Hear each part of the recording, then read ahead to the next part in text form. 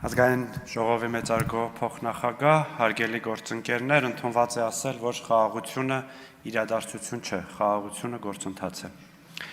Օգոստոսի 8-ը այդ գործընթացի անկյունակարային իրադարձություններից մեկն էր։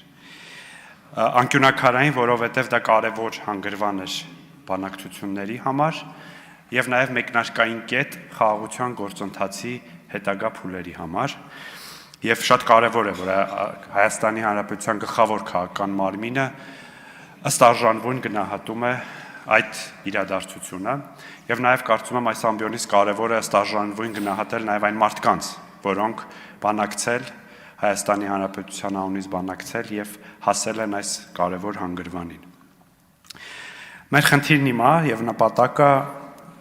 այդ գործընթացում այսպիսի իրադարձությունները շատացնելն է եւ հասցնել մի այնպիսի հանգրվանի, որ խաղաղության փաստը անշրջելի լինի, որովհետեւ որքան խաղաղության գործընթացը թափ է առնում, այնքան հայտնի ուժերը եւ նրանց լոկալ ներկայացուցիչները իդեմս մեր ընդդիմության փորձում են շրջադարձ կատարել, ստիպել շրջադարձ կատարել այդ ուղուց, խաղաղության գործընթացի այդ ուղուց։ Եվ որքան այդ գործընթացը թափ առնի եւ որքան իրադարձությունները շատանան,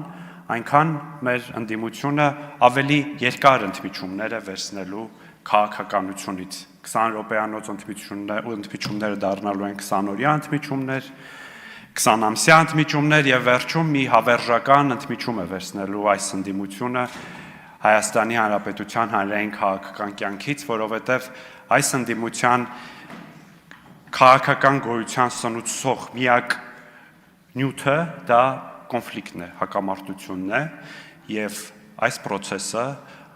անշրջելիորեն եւ վերջնականապես կտրելու է այդ պորտալարը քաղաքական դաշտից։ Շնորհակալություն։